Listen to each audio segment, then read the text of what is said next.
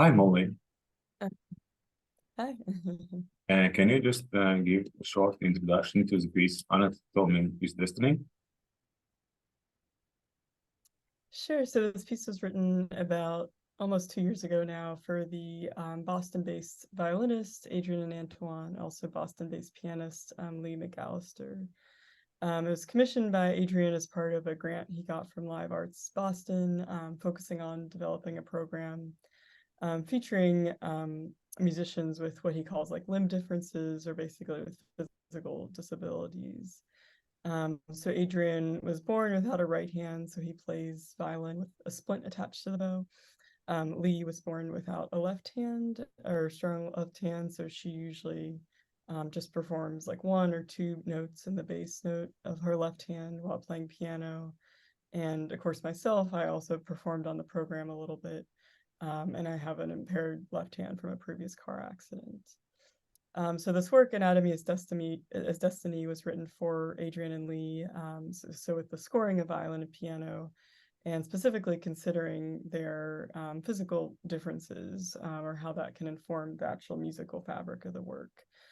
So some of that was very technical, just with like Adrian's writing, like I could not use any right hand pizzicato, or he can only do left hand pizzicato, since again does not have a right hand. He uses a bow attached, a splint attached to his bow.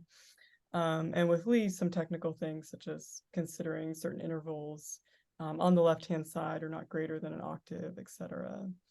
But for me, as a disabled composer, that really excited me overall, because I'm sure people have heard the saying before, but sometimes I don't necessarily want to call them limitations, but guidelines like that as a composer, artist overall can be very freeing in a way, or can set up parameters from the piece to work from.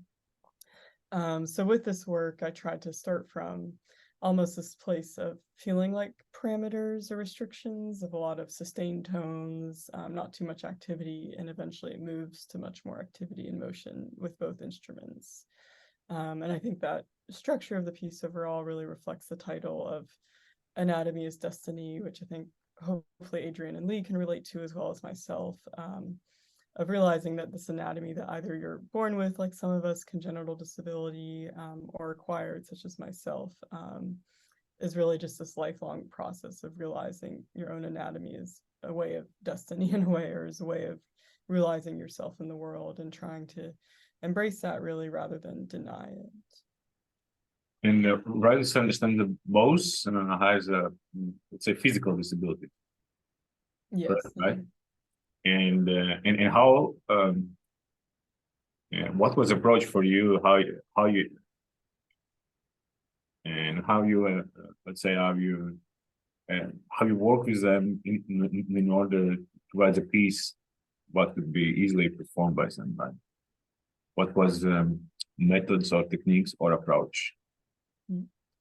Yeah, I think the main thing was getting from them before I started their like the technical parameters, like with Adrian not having the right hand pizzicato, and with Leigh, I'm trying to remember exactly, but I know there were certain, I think she can only play two notes at once in her left hand, for the left hand part of the piano, and certain intervals are not possible. So just keeping that in mind while writing, that was, I think, the main thing. And then also, of course, once I finished a big draft of the piece, sending it to them to review to let me know if anything was not possible.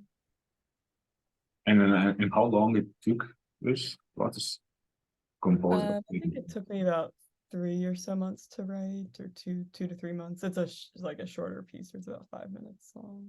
And how was the cooperation? Okay, how is different cooperation with them? Mm, Let's say in comparison to musicians with whom you work who hasn't disability, mm, or the same process or different process? mm. I think that's pretty similar because, yeah, usually with musicians, I have this kind of give and take process, or sending them a draft of what I have and them telling me what's possible or what they like, or, what's not possible, adapting to that.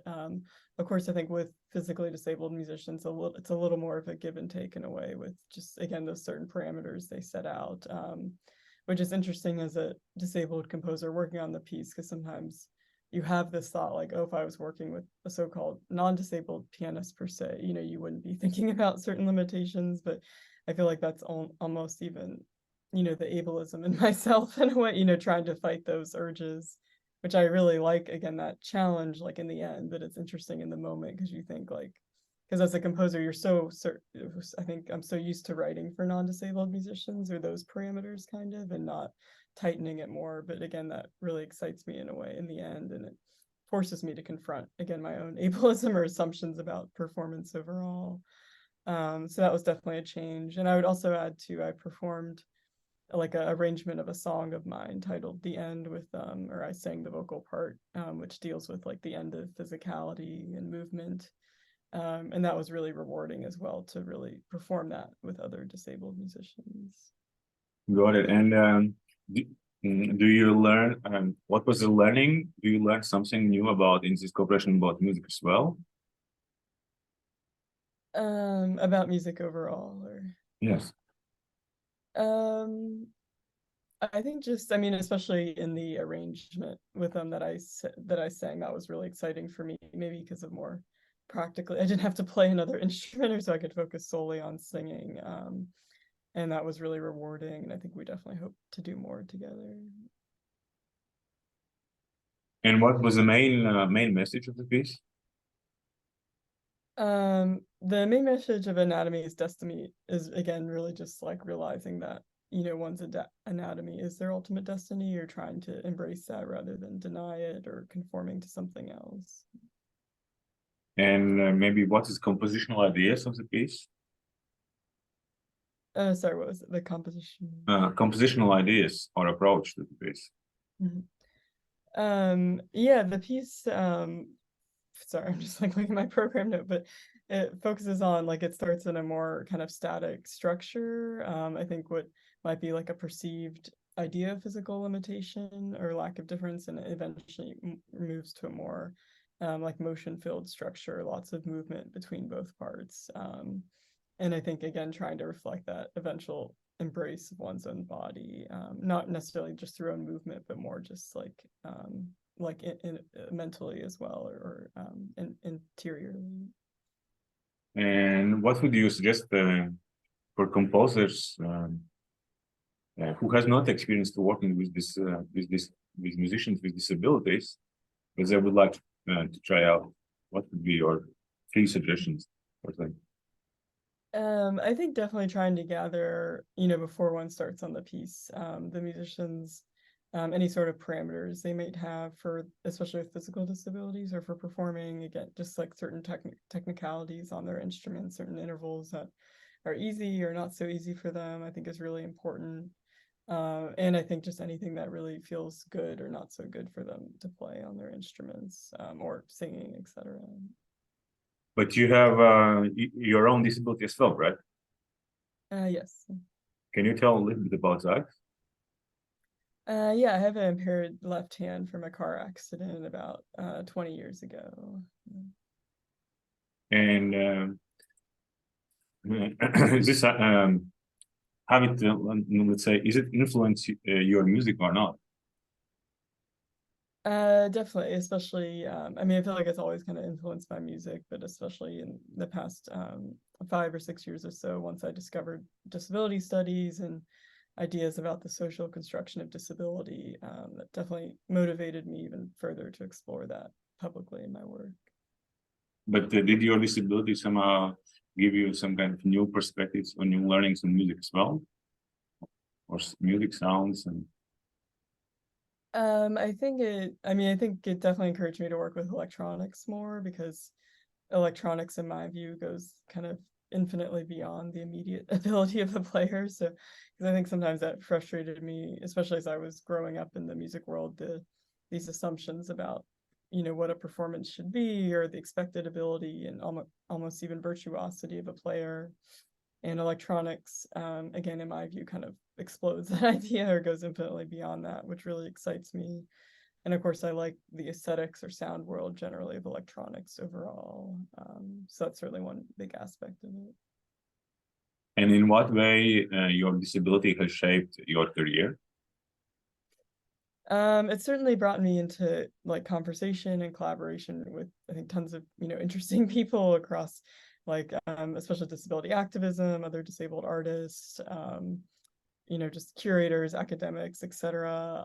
And I think has also expanded my career, I guess, in a way more to academia, to exploring problems that disabled artists face, like those trying to start a family, has brought me more closer to other social issues related to that, if that makes sense, like beyond just the immediate music world.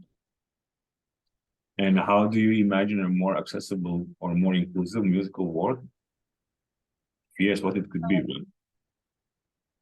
Yeah, I mean, I think this might be slightly obvious, but one is just more programming with disabled musicians. Like, I think from my limited perspective, I see so much programming advertised that is so-called diverse, and it really omits disabled musicians. And maybe I'm biased because I just want myself or my friends to be programmed more.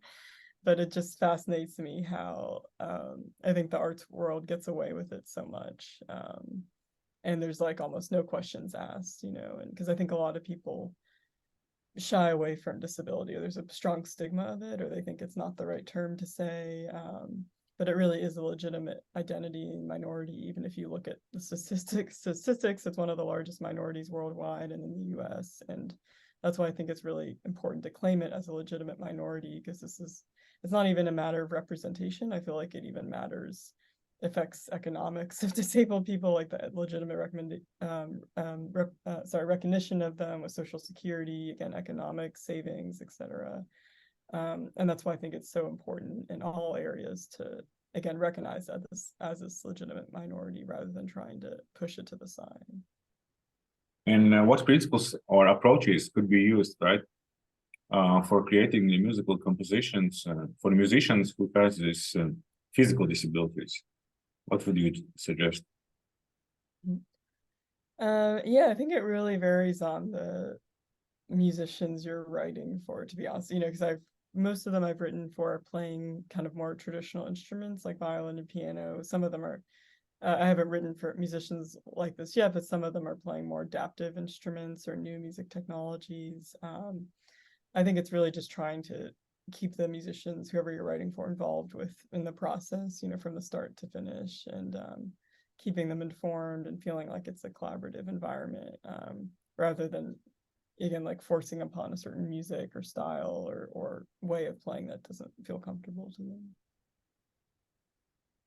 And does new music have a role to make our musical landscape more inclusive, more accessible? If yes, what it could be, right? Definitely, And I what think role I'm making, I mean, in society, in bigger society, right? definitely, because I think I mean, again, I'm kind of biased here because I'm, a big proponent for new music, but I think if the more that people see the representation of disabled musicians and artists on stage, not necessarily as a token or as a checklist approach or something that was checked off the box, they got a disabled musician on stage, but more as a kind of normal part of society overall or programming, then disability will be more widely recognized. Okay, thank you very much, and thank you very much for Uh-huh. our for our talk. Thank you.